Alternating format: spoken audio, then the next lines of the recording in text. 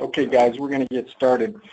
Thank you very much for joining today. The webinar that we're going to be going through is titled Convert More Online Reservations. My name is Josh Wise. I'm with ResStream. For those of you that aren't familiar with ResStream, we provide reservation software, online booking engine, website design, and internet marketing services related to SEO, pay-per-click, social media, email marketing, and so on. So we've been doing this here at ResStream since early 2000s, so we've got over a decade, thousands of customers all across the country and in several countries for that matter. So our experience is pretty unique as a vendor in that we see guests' experience in booking online from start to finish. So because we help with marketing, we help with visibility and guests finding you on search engines. Because we do websites, we're able to see the traffic patterns and visitor behavior on websites. Because we provide the booking engine, we're able to see how they engage with that booking engine and statistics related to why they progress through that process and why they don't. So the focus here again today is converting more online reservations and trying to share that education and knowledge with other properties. Okay, so why exactly are you here? Why are you here? Well, you're here for probably one or many reasons, okay? Maybe you just added an online booking engine and you need some help to get some traction. Maybe you aren't getting enough online bookings and you want to improve that. An example could be that maybe you rely too much on the OTAs to drive traffic and not necessarily traffic, but to drive reservations for you, and those OTAs are very costly, right? At a minimum 15% and as high as maybe 25%. So maybe we need more direct bookings, right? Or maybe you just need to pass some time and you're eating lunch. I'm not sure. So that's probably some of the reasons why you're here today.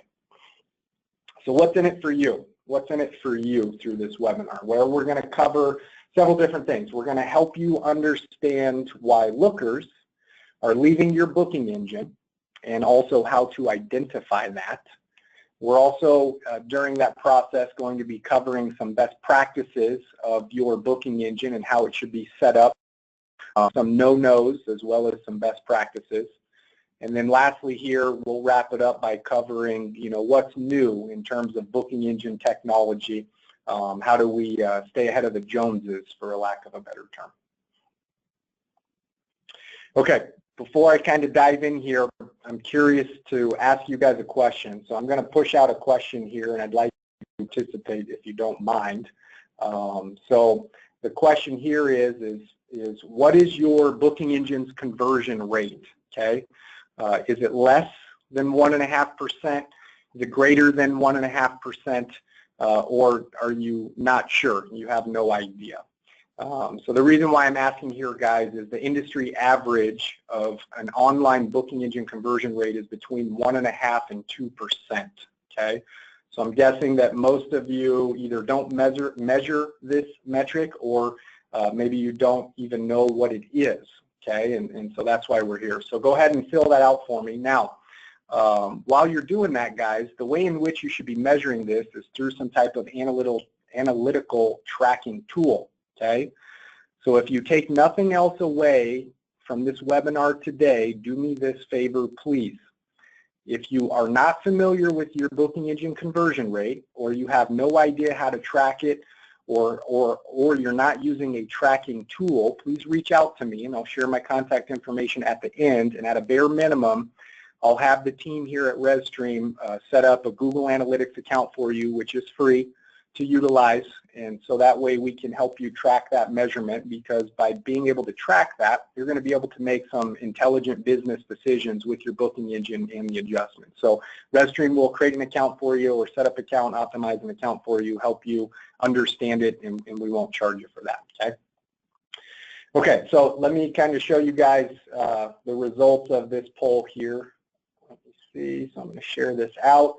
So it looks like 0% said that your conversion rate is less than 1.5%. 14% of you said it's greater than 1.5%, so congratulations. And then 86% of you said, what, who, what are we talking about here? What's a conversion rate? And that's okay, guys. That's why we're here. Okay, let me hide that down and pop back here.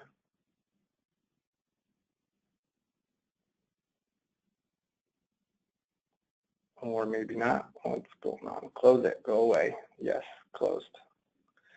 Okay. So why are lookers exiting your booking engine? Why is this happening? Why is this going on? Well, before we can answer that, let's first talk about what a looker is. Okay, so let me walk you through this cycle here. Okay, traffic are the people that are visiting your website. Okay, so they've either been to your website before and they come back to your website, or they find you on the search engines, or maybe they find you on OTAs and they go directly to your website.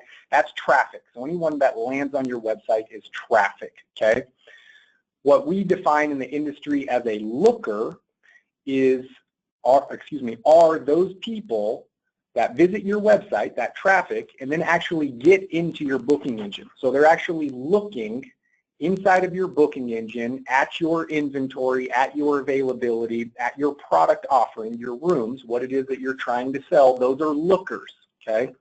And then lastly, what we all want are bookers, right? And that's pretty self-explanatory. So bookers are the people that not only go to your website, but then they look inside your booking engine, they like what they see, and they decide to actually book or spend money with you, which is the end goal that we're all trying to accomplish. So again, traffic is everyone that comes to your website. The lookers are the ones that actually enter your booking engine, and then the bookers are the ones that actually convert, okay? So what we're trying to do here is we're trying to figure out why are these lookers actually exiting your website, okay? So let's look at some of these reasons here, and I'll kind of go one by one through these things and show you some examples, okay? So usability. What is usability? Think of usability of your booking engine specifically is how easy it is to use, right? So the easier that this thing is to use, the more likely people are going to continue progressing through that buying journey, right? We want to not only get them to our website, but get into our booking engine, like what they see, and then book online. So it has to be very, very, very user-friendly, okay? So let me walk you through some examples here of what I define as poor usability, okay? I'm going to walk you through those things. Some other things that we're going to cover here of why lookers are exiting your booking engine are the pictures, right? And that's easy. We all know what pictures are. We're talking about the room pictures, okay? The photography. We're trying to sell the experience through the visuals of what it is they're going to have at your property. So we're going to cover some best practices there. Unit descriptions. Okay, this may seem petty, but this is important here. Now, this is the way in which you describe your rooms. So whether you display by unit type, which is many of one, so think of it as a large hotel. I have 20 king rooms, king bed rooms, or I have 15 queen rooms, or I have suites, etc., right? So we need to make sure that we understand poor examples of unit descriptions and best practices related to unit descriptions. Other reasons why people are leaving or exiting your booking engine without booking is your deposit payment rules, right? So should you take a deposit? What should that deposit be? What are the options of taking a deposit? So we'll go through some examples there of best practices. And then lastly here is cancel penalties, right? So as small properties, we want to ensure that someone that books online doesn't cancel last minute and leave us high and dry on a busy weekend when we could have otherwise filled that room. So oftentimes with our online booking engines, we have penalties. And some are what I'll call unreasonable, which are deterring lookers from actually booking, and others are more reasonable. So we'll talk about some best practices there, okay? So starting off with why lookers are exiting, poor usability example. So oh, sorry, I still got the poll up. Someone just popped in. Let me see if I can't fix this. Hold on one sec for me.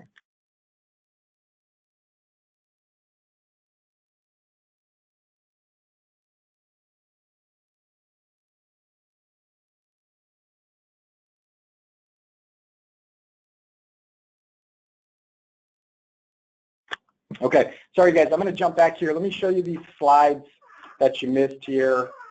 Let me get back in. Sorry, let me go back here.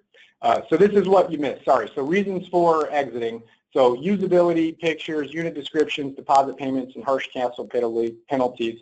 So you didn't miss anything from a visual standpoint of the slides. I think you got the gist of it as I'm walking through it. So as it relates to why lookers are leaving and poor usability examples, let me pop out to my internet browser and I want to walk you through some of these live examples, okay? Now, this can get kind of scary when you're showing live examples because obviously I don't want to offend anyone or hurt anyone's feelings. That's not the goal here. So if I go through some examples and they happen to be your websites, I apologize. I'm not picking on you. I'm trying to share education with the masses here, okay? So this is a property here, and here is what we kind of refer to in the industry as a quick booking widget. It's a way right through their website where we can input some data and we can jump into the booking engine because we've navigated through the website and we've decided that this is a place that we would like to go and stay, okay? So as a looker, let me walk you through this experience, okay? When I've decided that, when anyone has decided that they're ready to make a purchase decision because they're at a certain point in that buying journey, we want to make it as simple as possible, as user-friendly with the least amount of clicks possible in order to make a purchase decision. Well, let me show you how this one works. I've got to pick the month, right, which makes sense. I need to pick the month in which I want to stay. Then I got to pick the day because you can't read my mind, right? Well, on this particular example, now I have to pick the year, right? Well, we got 9 months left in 2017. So should it be assumed that we're going to be booking in 2017 and we should default that as an example? And if they want to book in 2018, so be it, they can change it. But we're just creating an extra click. So I'm 3 clicks into this thing before I've even gotten into seeing any available rooms. Well, now I got to pick my number of nights, right? So I got to pick my arrival date, and in essence, I'm picking my number of nights which dictates my departure date. Here's some advice for you guys. You should, based on what your average length of stay is, you should automatically default this number, right? So if you average 3-night stay, you should have them enter their arrival date and automatically default the average length of stay if that's what you get the majority of the time. If someone needs to change it, then so be it. They can change it, not a big deal. Same with adults and children, guys. If your rate that you're offering online includes a base cap of 2 people get the rate of $100 for a room night, then let's default that number here. Don't make people click it. And the same thing to be said with children, okay? As an example, I would probably default this to 0 if I don't get a lot of kids coming to stay, but when they do stay, I want to know that information, right? So I've done 1, 2, 3, 4, 5, 6 clicks, and I have to click a 7th time before I even see any of your units and those units that are available, and the pictures and the descriptions and the pricing. This is what I would deem a horrible user experience. I literally have to make 7 clicks or decisions prior to even being able to get to move on in that buying journey when I have my credit card out and I'm ready to roll, right? So as an example, you can't predict the month and the date that they want to come and stay, right? But you have a good sense of the year that they're coming. You have a good sense for the length of stay, and you know if your rate includes 1 person or 2 people, etc. Okay? So go back to your booking engine providers, and let's make sure that we don't have this type of experience for our guests. Go into your booking engine and act like you're a guest. Take the emotion out of it because it's your booking engine, and really think about it from their point of view. Okay? So that's example 1 of bad usability. Let me show you a second example here. This one, you know, I'm a very emotional person. I'm very passionate about this one. This drives me crazy, and let me show you what I mean here, okay?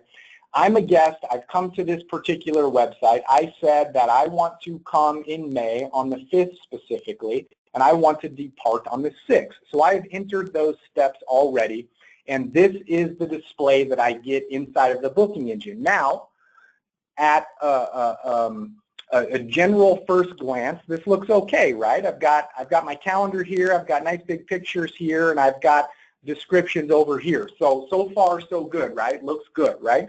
Well, as a guest, as a potential guest, as someone going through the buying journey, ready to spend my money with you, I've entered my arrival and departure dates, and the very first two things that I see are call us and occupied. What? Huh? What in the heck are we talking about? I'm online on your website because I don't want to talk to you. I don't want to speak with you. I don't want to pick up the phone. I want to book online, as does 60+% of everyone that books lodging. And the very first thing I see is says to call me. Absolutely not. Now I'm frustrated. The very second thing I see is an occupied room. Well, why in the hell did I just enter my arrival and departure dates to see a room that is occupied? I didn't come to your website so that I can attempt to spend money only to have to pick up the phone and call you or see what is not available. And then as I scroll down what we call below the fold, then I start to see rooms that are available to be booked, right? So the reason why this one drives me crazy, I'm a consumer. I'm ready to spend money. I've got my arrival departure dates. I've determined I'm good with your brand and I'm ready to roll. And the very first two things I see is call me, which I don't want to do. That's why I'm online. And, oh, it's not available. Then why in the hell are you showing it to me? And why are you showing me things that I can book down below the things that are frustrating me? Are we trying to make money here? I think that's the goal, right? So this is a ridiculous usability experience for your guests. So again, go to your booking engine. Do you display things this way? Because if so, those lookers are going to be aborting your booking engine and not continuing that buying cycle, right?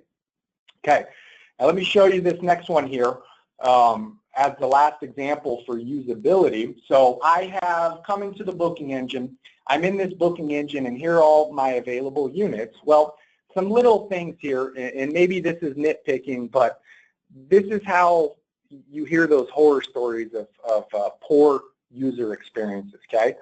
When I click on a check-in date here, the first thing that I see that my eye is drawn to is that I have some nice space over here, and Sunday fits real nice, but over on this right-hand side, look at Saturday. See how scrunched it is? And then when I hover over this little button here to advance the calendar into April, see how it's sticking outside of that little box? Same thing with Saturday. This to me says unprofessional, untrustworthy, right? Now, let me show you something else. Let's say I want to adjust my dates here. And I go out here and I say, I don't know why May 5th is standing out. It's my anniversary with my wife. So I pick May 5th as my arrival date. Well, I've clicked it and nothing's happening. What in the heck's going on? Okay, I click the 9th. Okay, it's highlighting it on the calendar, but nothing's happening. What's going on here? Well, if I click off and that thing goes away, I see that it actually approved my selection of May 5th.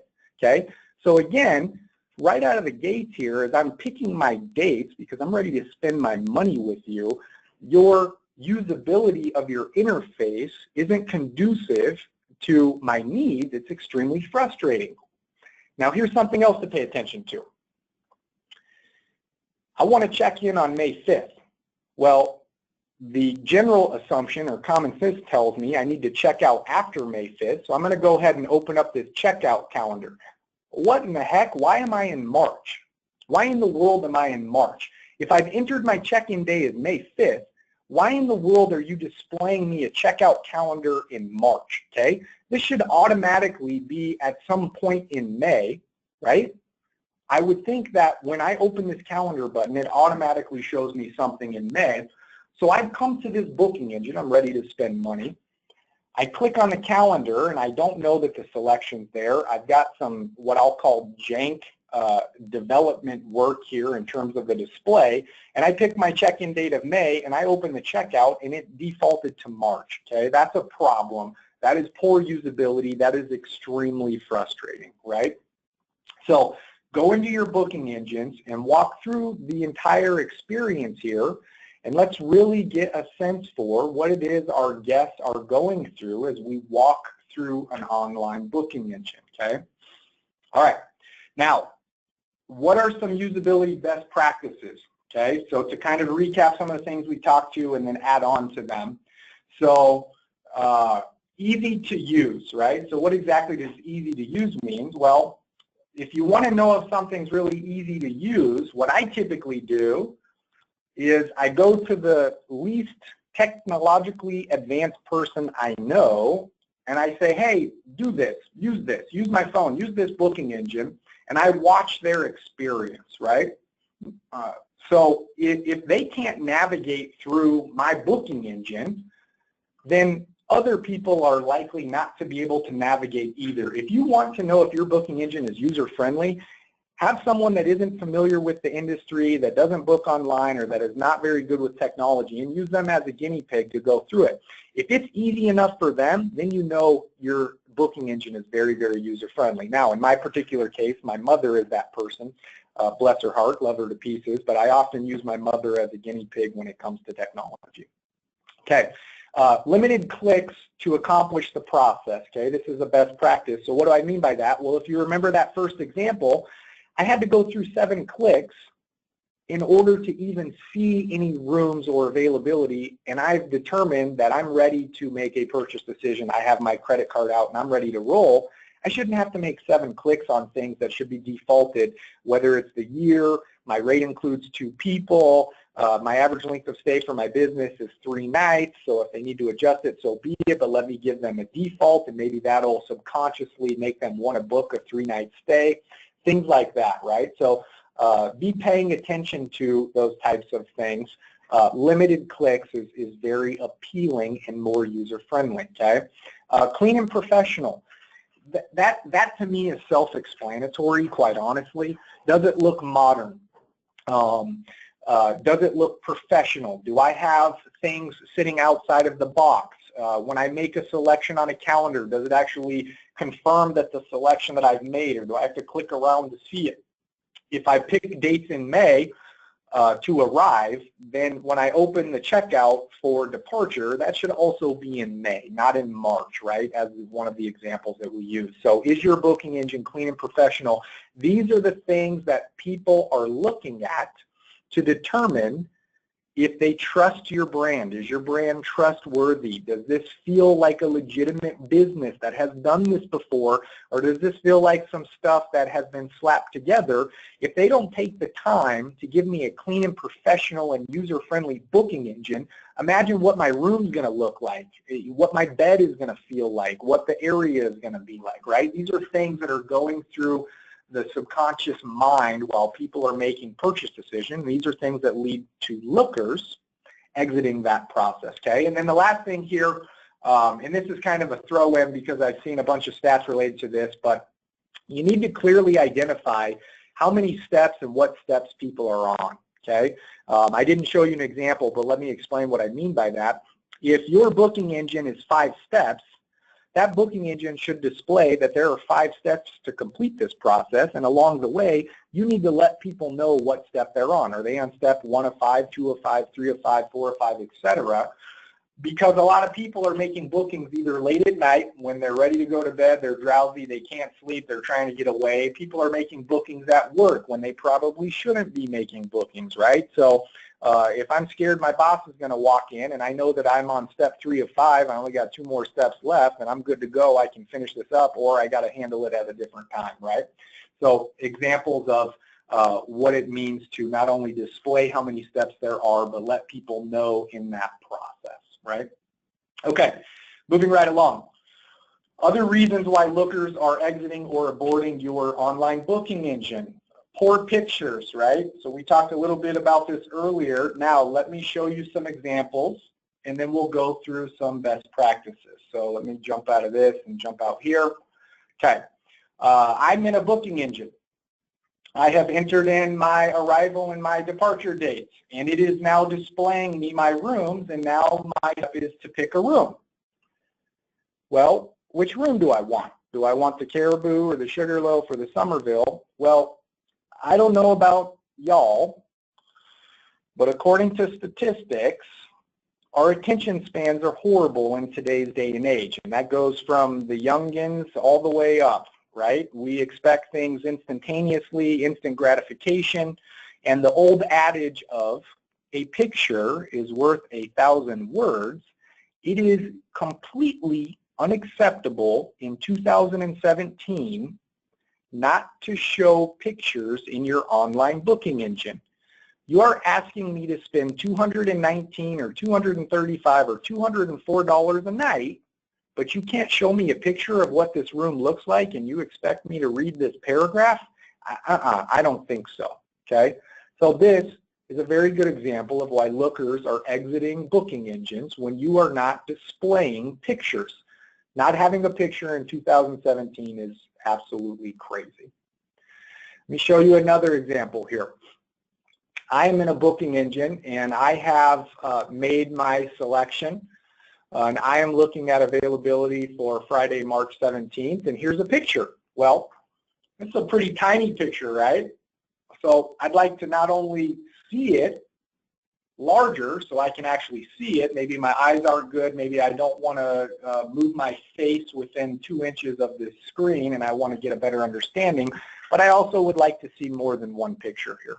Well, this particular booking engine isn't necessarily affording me that, right? It's small. If I try and click on it, nothing happens. Well, I see I've got a couple options here, it looks like. I can either request it or I can view some details. Well, let's go view some details. I now have a pop-up box, and it's in the upper left-hand corner. And this pop-up box is pretty small, and the details that I'm getting is similar to the details that I'm getting out here, okay? Why do I have a small picture? Why do I have a pop-up box in the upper left-hand corner, and where are the photos? Oh, here they are. So as an example, guys, why is it that I'm having to hunt down extra photos? If a picture is worth 1,000 words and our attention spans are horrible and we're into instant gratification and making a purchase decision, seeing a visual experience is much more powerful than written content. Why am I having to click on extra buttons and go hunt down to go find another picture that's almost as tiny as the one out here, and these are the only options that I've got? Is this clearly and conveniently selling me what this room experience is going to be like? Am I going to pay $175 for this? I'm not. And I'm assuming other people are not as well, okay? So this is another example of why people, lookers specifically, are aborting the online booking engine process.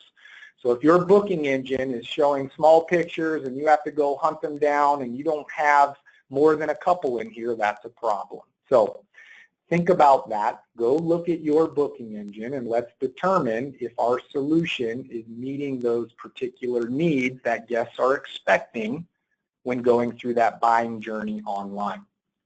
Okay, let's cover some best practices as it relates to pictures. Okay, professional is ideal. So what do I mean by that? Well, a professional photographer, more specifically one that has experience taking lodging room pictures, is ideal, okay? Now, depending upon where you live or what vendor you're looking at, that can be anywhere from $500 to $8,000, $10,000. I've seen the range vary depending upon the experience and quality, okay? Maybe you don't have a budget for it, right? Well, you got to find a way to make a budget for it. You got to find a way to use some of your marketing dollars, some of your budget throughout the year to enhance your photos. Now, it's not something that needs to get done every year, but I'm telling you right now, getting professional photography goes a long way in people actually making a purchase decision, because if you're asking them to spend any type of money, they need to see what it is that they're going to spend, because you're in essence asking them to commit to that reservation prior to showing up at your property, right? And if you don't have any photos or you don't have professional photos, you're shooting yourselves in the foot, okay? So professional is ideal. Now, I put in here in parentheses that some is better than none, right? So you saw in one of the examples, they don't even have pictures, for the love of God, and they're asking me to spend over $200. Are you insane? There's no way I'm giving you $200 a night, and I don't even know what it is that I'm getting because you have no pictures to show me. Okay, number 2 here, best practices. Show the experience through the pictures, right? So pictures worth 1,000 words. Our attention spans as a society are horrible. You know, we expect pictures and videos and less content in our general day-to-day life. The same is to be said when we're making a purchase decision with a lodging property, right? Now this all translates over the booking engine, so let's tell the story, let's show the experience of what it is that we're actually going to be providing people and asking them to spend their money with us, right? Okay, recommended quantity of pictures for each unit or unit type is between 4 to 6, right? So 1 is not enough, 2 is not enough, okay?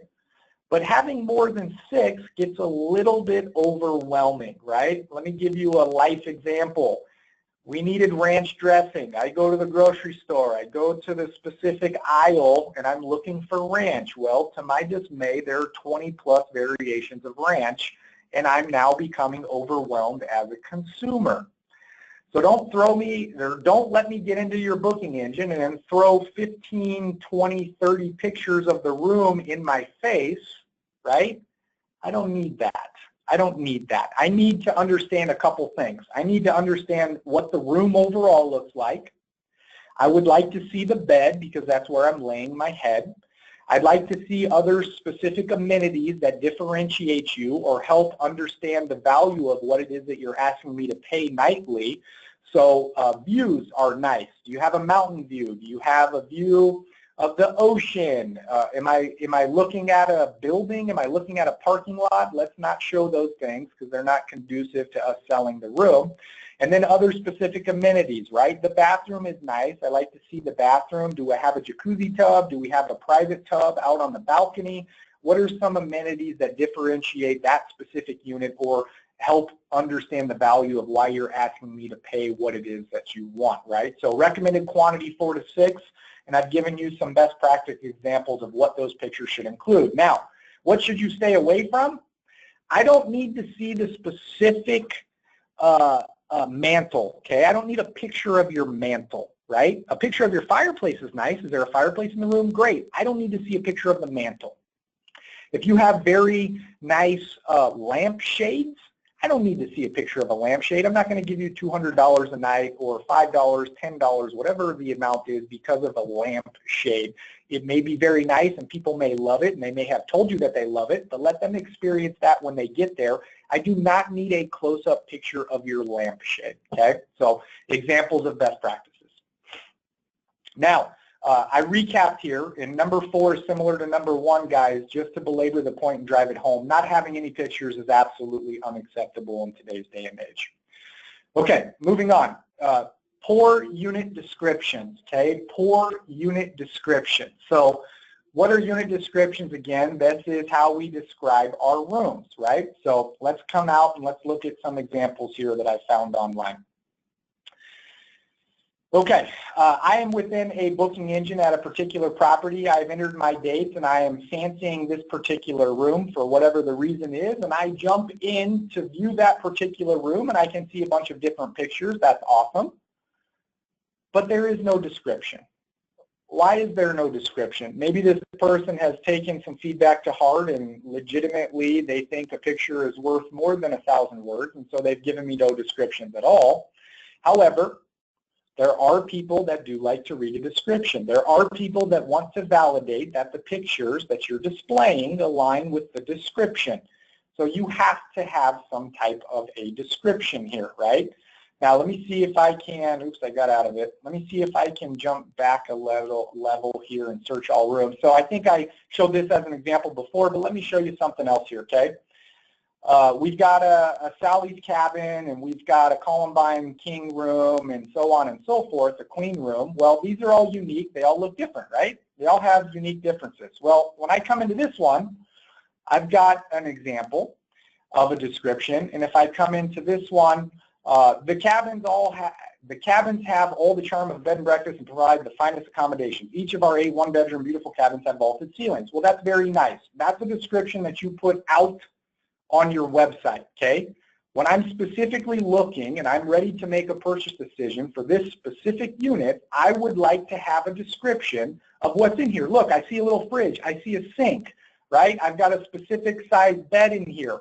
I've got a specific, maybe a specific theme in here. This is what needs to be described in an individual unit description for this individual specific cabin, right? Not an overall generic one. Let me jump out here and jump into Ponderosa. And the Ponderosa has the same exact description as the room that I just looked at. Well, do they have the exact same amenities? Are they exactly laid out the same? Why can't you tell me that it's got a microwave and a sink and a fridge and a queen bed and lots of closet space, etc., right? Don't give me a generic description. We're trying to sell the experience. We're trying to sell the room. And we're doing that through the usability, the ease of use of the booking engine, through our pictures, through our unit descriptions. Guys, do not cut corners here. You can have the best website in the world and you can have the best marketing in the world, and people come and they find you, and then they get into these crappy booking engines that frustrate the heck out of them or don't accurately describe and show what it is that you're asking them to pay, and then they get mad and they leave, right? So let's not let that happen to us, okay? Let's not let that happen to us. Please, please, please. Okay, let me jump back.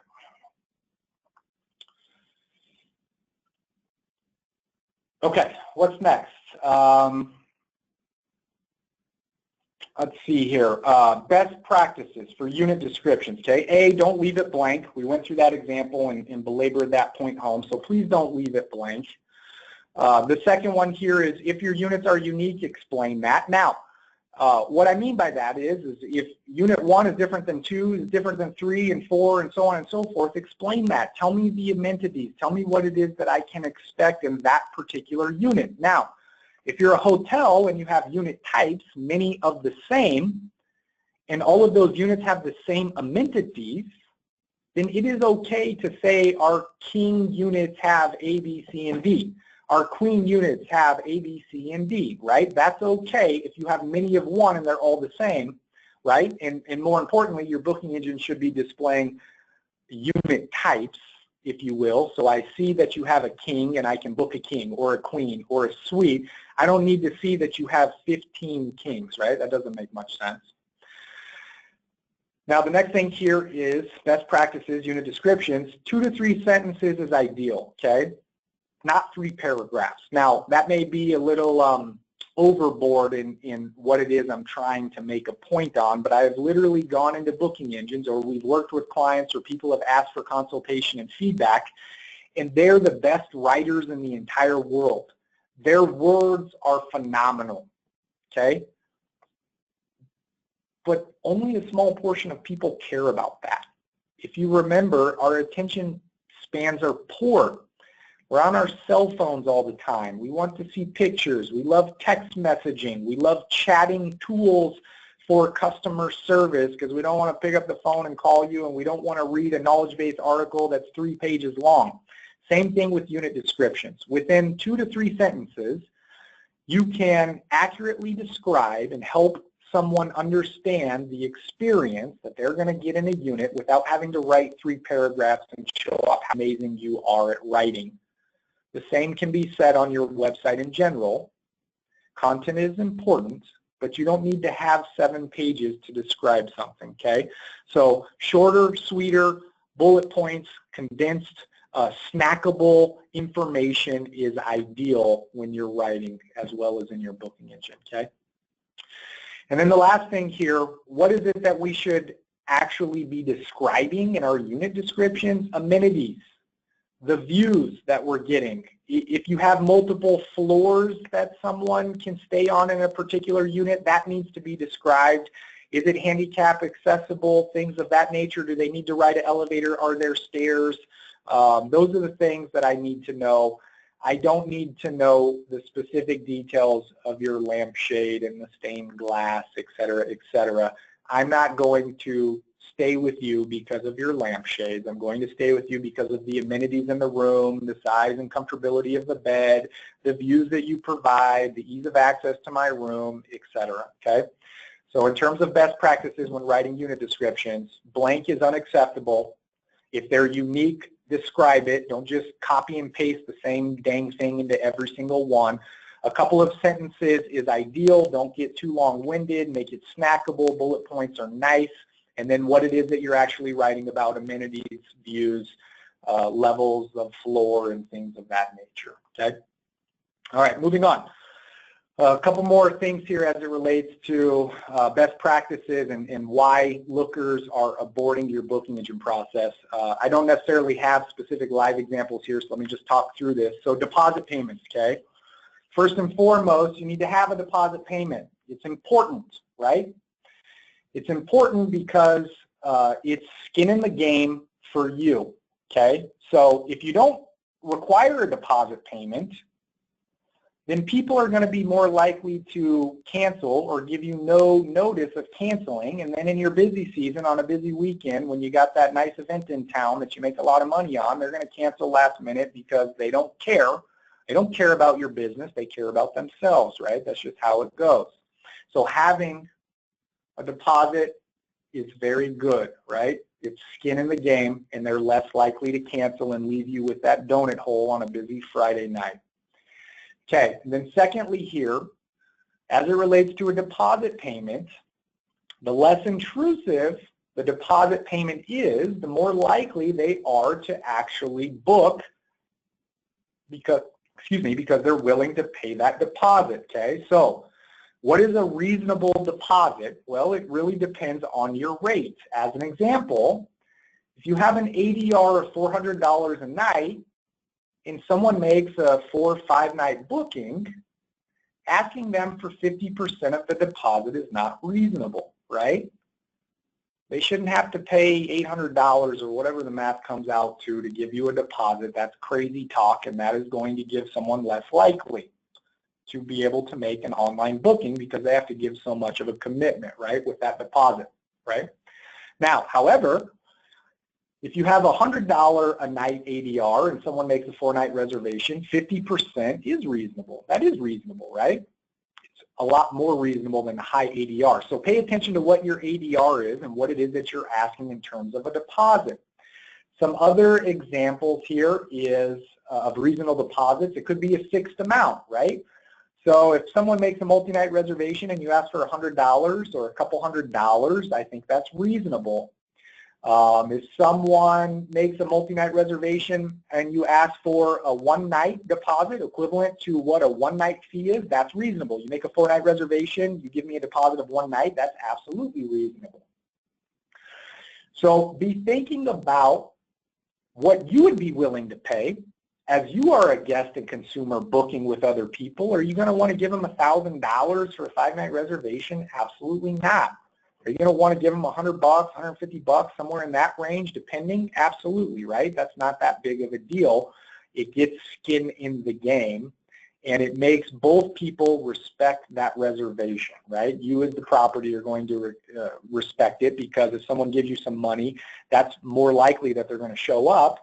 And from the guest perspective, if I give you $100, $150, whatever it is, I'm a lot less likely to cancel because I don't want to potentially lose that money or a portion of that money. That's my hard-earned money, and dang it, I want to use it and take advantage of it. I don't want to just throw it away. If that were the case, I would just light it on fire just to watch fire burn and flush it down the toilet. That's crazy talk.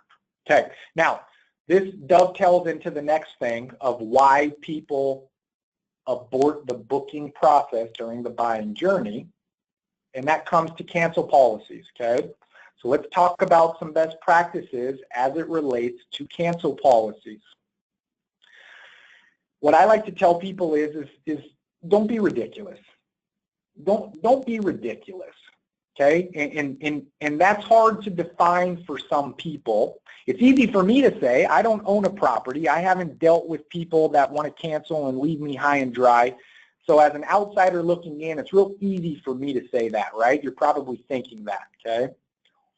Well, guys, here's the thing. If you're making cancel policies specifically so you don't get screwed and you're not keeping in mind that guest, the chances of that guest willing to give you a deposit for an advance reservation is a lot less likely if you have ridiculous cancellation policies. So tip number 1 here is limit your strict policy, okay? So let me give you some examples here. providing no refund on a deposit for someone that cancels is absolutely insane. It's crazy. It's crazy. Think about it. You're a guest and you want to make a reservation for this summer, and you want to take your wife and kid or whatever you want to do, and you make that reservation because you're a responsible person. You make it several months in advance, and you're asking me for a deposit, 100, 200 bucks, and you're telling me if I got to cancel this reservation, you're not going to give me any of my money back? I can't control the world. I can't control natural disasters, deaths and families, et cetera, et cetera. That's crazy.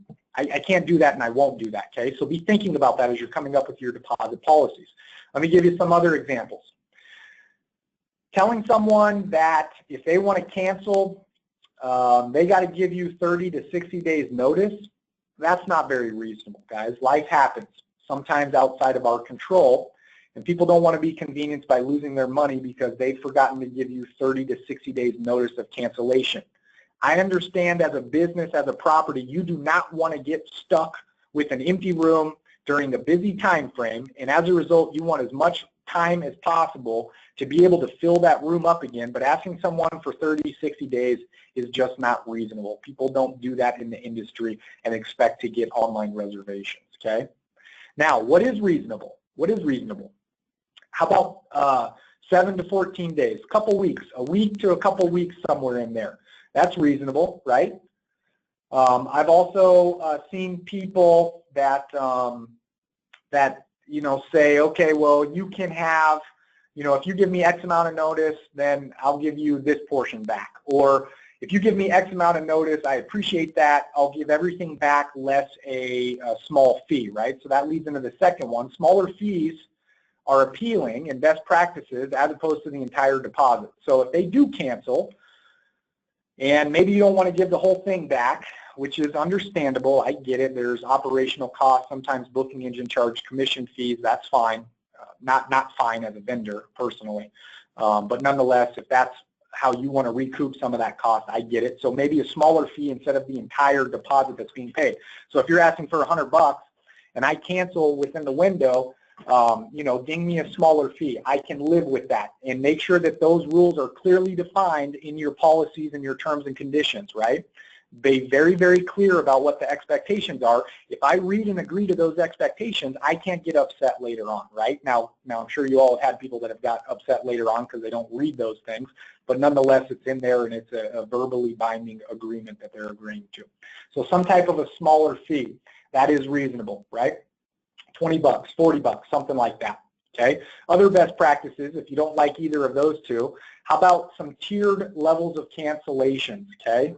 So what does that mean? Well, if you give me 14 days plus notice, then I'll give it all back, but if you give me 5 days or less notice, then I'm keeping half of it, or I'm keeping this penalty of it for rebooking and less time of notice to refill that room, okay? That's okay. I've also seen scenarios where people say, okay, if you give me 14 plus days notice, I'll give it all back if I can rebook the room, right? Or if you give me 7 days or less notice, I'll give it all back if I can rebook the room. If I can't rebook the room, then your penalty is X, right? So that is also reasonable, and I think both parties understand that there is still hope that they can get all of their deposit back or a portion of their deposit back. I think that is absolutely reasonable, and that falls within our best practices. So don't be ridiculous. Let's limit it. Don't be crazy. Don't have a scenario where you never give it back. Don't have a scenario where they got to give you 30, 60 days notice. A smaller fee instead of the entire thing is reasonable. That's not going to prevent people from booking. If your booking engine is user-friendly and your picture nice and your unit descriptions are nice and the deposit policy is nice, and then they get to a crazy cancellation policy, that will prevent them, okay? So let's make sure that we ebb and flow through that whole process. It's got to be a compromise, right? Guests don't understand that you're a small property with limited inventory, and during a busy time when you can make some serious money because you're yielding your rates up to take advantage of supply and demand, and then they cancel at the last minute and leave you high and dry, they don't understand the impact that that has on your business, and quite honestly, they don't care. But being reasonable and trying some things and asking some guests what they think is reasonable, I think is an appropriate approach. So why don't you get some feedback from guests? Why don't you try some things? Here's how you know if your cancellation policies are crazy. Do people complain about them? I'm not talking about everyone. I'm talking about the people that cancel. Are they complaining? Have you had more than a handful of complaints? Do half of your people complain? Does everyone complain? Then you need to probably start taking a stronger look at this, as well as looking at your conversion rates, okay? That Google Analytics tool I talked about earlier, we can put that on every single page of your booking engine if your booking engine vendor supports it, like most do. And we can actually see where those lookers are aborting or exiting that booking process. So if they get all the way to the final step and you have the highest exit rate on that final step and you talk about your cancellation policy on that final step, that's a really good indicator, and data is telling us that that's the reason why people are aborting there, right? So those are the things that we need to pay attention to. Those are why we need to track those types of things, okay? Okay, so that covers why lookers are exiting, and that covers best practices. And now I'd like to give you another poll, please. And what I'm looking for here is, after seeing this data, this information related to the pictures, the usability, the unit descriptions, the deposit policies, the harsh cancel penalties, I would like to know what you think of your booking engine. Let's do a self-evaluation. So what is the status of your booking engine after learning these things today? Do you need to make some minor edits? It's pretty good, but I can tweak this or that. Thanks for the information. I appreciate it. Do you have a whole bunch of work to do? Boy, we're really far behind here, and we got a bunch of things that we need to go look at, evaluate, and make some adjustments on and pay attention to, whether that's tracking the data, the pictures, the units, etc. Or the last option here, it appears that my booking engine fits all criteria covered today. So the only thing that I would say to you is two things. A, congratulations, you're ahead of the curve. And two, are you using Google Analytics or some type of tracking tool to see where in that booking process lookers are exiting or aborting? Because maybe your personal opinion is that everything's good, but in reality the data says something different. So don't just do the eyeball test. Let's look at some actual data of people, okay? All right, you got about 10 more seconds there, and then I'll share the results with you.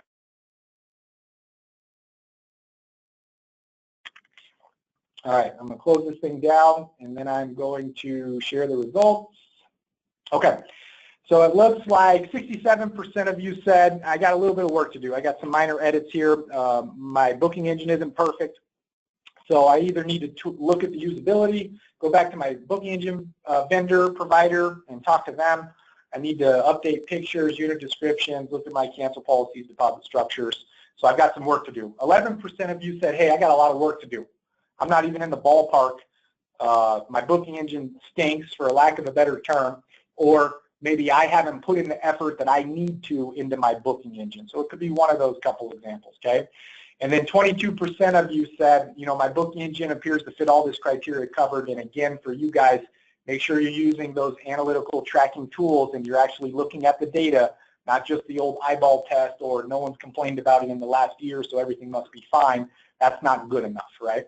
Okay, so let me see if I can hide that and jump back here. Hopefully I do it right this time. I did. Okay, so what I want to wrap up with here, guys, is, and it looks like we got about 4 minutes or so left. If I try and hit that hour mark, I'm long-winded at times. My apologies.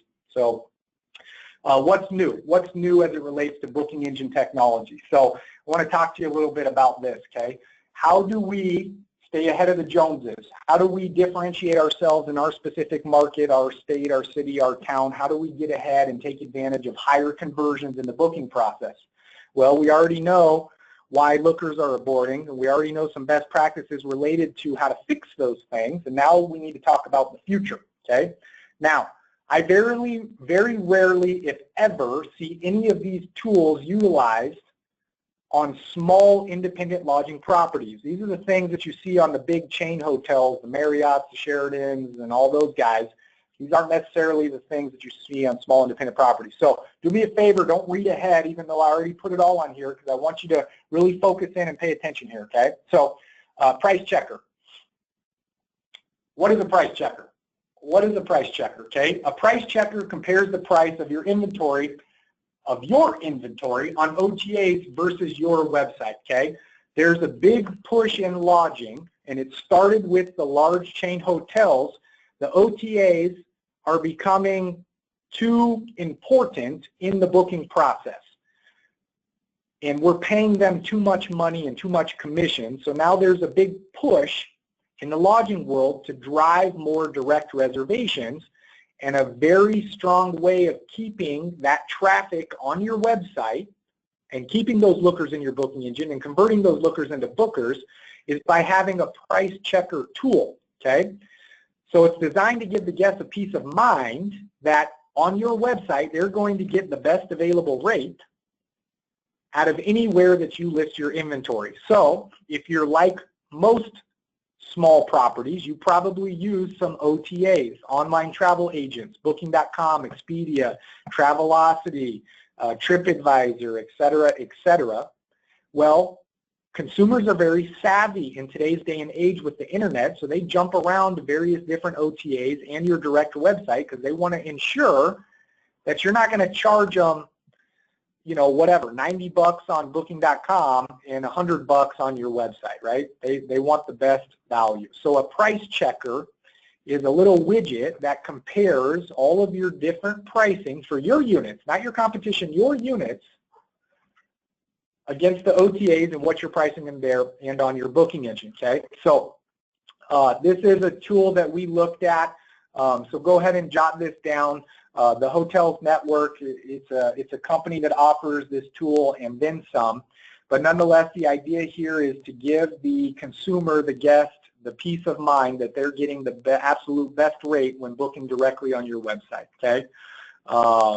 You know, something else, guys, that you might think about doing is maybe you have a rate and you call it best available rate. It's known as BAR, best available rate. And that's similar to what the larger hotels are doing, just to give consumers a peace of mind that by booking with you direct, there are some advantages to doing so, okay?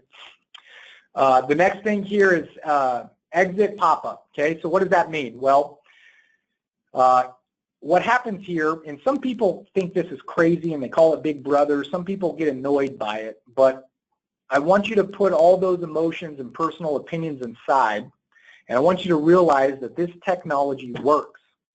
It works, okay? So what is exit pop-up? Basically what happens is it's tracking that visitor as they're navigating through your booking engine, okay? And if at any point in time that visitor starts to scroll that mouse up to close that browser and close down your booking engine, a little message pops up. And the idea behind that message is it's one last chance to say, hey, wait a second, don't go. Don't go, I love you, book with me, ah! And you can control this message, and you can even control what step it displays on, okay? So let me show. I actually have a live example of this. I put it on my demo booking engine here. Okay, this is my demo property, this is my demo booking engine, okay? I'm going to start here by picking my dates. I'm going to progress to the next step. And I'm going to pick my specific room that I want. Okay, everything's looking great. And I'm going to progress to this next step. And maybe I add something, maybe I don't. And you know what? Oh, something came up. I'm going to get out of here. Whoa, wait a second. Boom, in your face. Hey, leaving already? What? You're just a few clicks away from confirming your getaway. To help you out, take 20% off with a promo code. Promo code's book now. So as an example, what I'm doing here is someone has showed an intent to buy. They found my website. They've liked what they see. They're trusting in my brand. They're becoming a looker because they're now inside my booking engine. They're navigating through the various steps of the booking engine, and then they decide that they're going to leave for whatever reason. Well, I want one last swing at these guys, one last crack to get their business, and I'm willing to give a 20% off promotional rate by using this code if they want to book. Now, our specific booking engine is pretty sweet here at Redstream. No shameless plug here, but nonetheless, let me show you, and this is something you should ask your provider if you want to use this exit pop-up technology. I've got this book now code. It gets me 20% off. When I click this link, it starts that booking cycle in and automatically populates that promo code. So when I start that process over again, it's automatically giving me that discounted rate, okay? That's pretty impressive. I was going to buy. I decided I changed my mind. Wait a second. You want to give me X% off, and you have something that's so user-friendly it automatically populates for me and gives me the discount in my face. You're damn right I'm ready to buy. Thank you very much. Okay? So that's an example of that exit pop-up intent. Again, take your personal opinions and emotions aside. It is not creepy. It is not Big Brother-esque. It is a way for you to increase your conversion rates in your booking engine for lookers who are interested and going through that buying journey, but for whatever reason get distracted or change their mind. It's one last attempt at them. Okay? So that's pretty cool. Let me jump back here. Bring this back up. Okay, and then the last thing here, retargeting. So retargeting, what is retargeting? Oh, excuse me, I apologize. With the exit pop-up, we've been messing around with a company called Opt-in Monster, very affordable. So if that's something that you're interested in, you need to do two things, okay? Here's the very first thing that you need to do. You need to contact your booking engine provider, and you need to make sure that they support custom scripts in the booking engine on specific pages, okay? Once you have confirmed that you have a competent booking engine provider that can do that, then go ahead and reach out to a company like this or this one in particular and start discussing pricing and setup and all that good stuff. Because if you do it in the reverse order and you move forward with these guys and you sign up with them and then you find out your booking engine's no good because they're not up with modern technology, well then you're in a pickle, right? So make sure you talk to your booking engine provider first. Okay. Lastly here, retargeting. Well, what does that mean? Okay, well, when someone enters an email address on your website, okay, it could be a contact us form. It could be an RFP for a wedding. It could be a newsletter sign up. If they type in their email address anywhere on your website, or if they get to the booking engine and they're on the final step entering their confirmation information or their personal information, and they start typing that email address, and then they exit the booking engine without actually booking, this retargeting tool captures that email address and then does what is called a drip campaign. And a drip campaign is a series of emails that you determine how many emails, the day and time that those emails get sent, and the specific message that gets sent. So maybe you've experienced this if you've shopped on Amazon or a large online e-commerce retailer, and you put some things into a shopping cart and then you didn't buy, and then that very next day or that same day you get an email saying, hey, come back, buy those shoes and use this promo code and we'll give you a discount, or hey, come back, or people that have bought these shoes have also bought socks that go with them, okay? Same technology here, guys. So if they put an email anywhere on your website or in your booking engine, and then they get into that booking engine, but they don't complete the actual booking, you can get them in a drip campaign that will shoot an email to them to entice them to come back and complete their booking engine experience. Now, again, guys, because I talk to small independent properties all the time, and here's the general consensus. That's creepy as shit. I want no part of it. Excuse my language. It doesn't matter what you think. It works, okay? People are not offended by it. If you're trying to help someone that has shown an interest and trust in your brand and intent to buy, and you come back to them and encourage them to book and then throw something in their face like a discount, 5%, 2%, promo code, free wine, free box of chocolates, they are more likely to buy. People are not offended by that. People don't get offended when they were thinking about doing something anyways, and then you sweeten the deal. No one gets offended by that. It's not creepy, okay? That's good, strong technology and taking advantage of it. So these three things, the price checker, the exit pop-up intent, and the retargeting drip campaign stuff, these things are next level.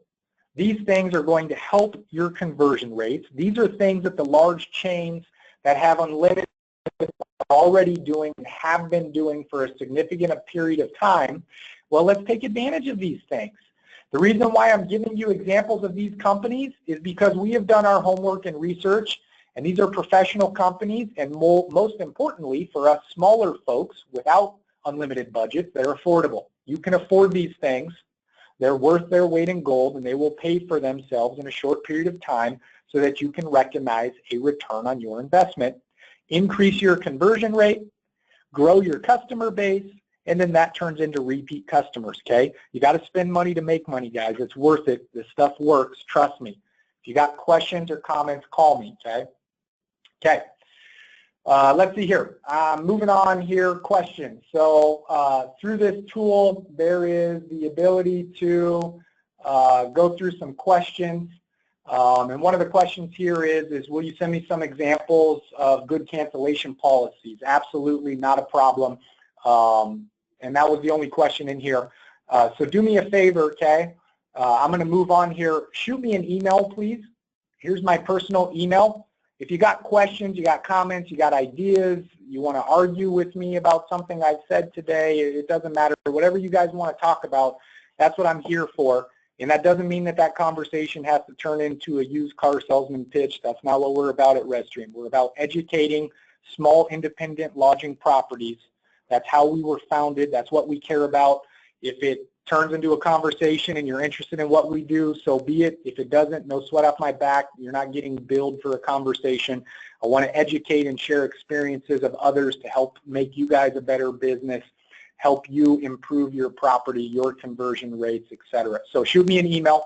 Also, guys, we're very big on education, okay? If you're not familiar with Redstream, this is your first time interacting with us, we're very, very big on education. Look at our blog. Here is the next free webinar. Every webinar that we do, guys, is free. Again, we're sharing experiences and over a decade of history of helping small independent lodging properties. Marketing, websites, booking engine, reservation software. We cover the whole gambit here, and we're big on sharing those experiences so that you guys can suck less, for a lack of a better term, and be better at what you do. Now, I don't mean that to be offensive, and that's not the point that I'm making here. When you're so involved in your business as a small property owner, you wear lots of hats. You sometimes do the cleaning, you do the bookings, you do the reservations, you check people in and check out, you pay the vendors, you do maintenance, right? It's very overwhelming. So vendors like us are here to help out, guys, and be an extension of your staff, help you, in essence, grow your resources. So lean on companies like ours to grow your knowledge, okay? Again, any questions, please reach out for educational reasons, blog, webinars on our website. We have definitive guides, help you with off-season strategies, internet marketing tactics, things of that nature, and we constantly are doing webinars. And you can see our past webinars, which we record, and you can go back and watch. And you can sign up for any future webinars. I think we have a list up there, you know, for the remainder of the year of what it is that we're doing. If you're interested in learning about something that you don't see, please reach out, let us know. We're always looking for good feedback. So again, I appreciate your attendance today. Thank you very much. Hopefully you've taken something away from today. And if you've missed any portion of this webinar, within the next day or so, it'll be posted on our website so you can review the recording in its entirety or come back and reference this down the road as you find the time to jump into your booking engine and understand the process. So thank you guys very much for your attendance. I appreciate it, and have a wonderful day. Take care. Bye-bye.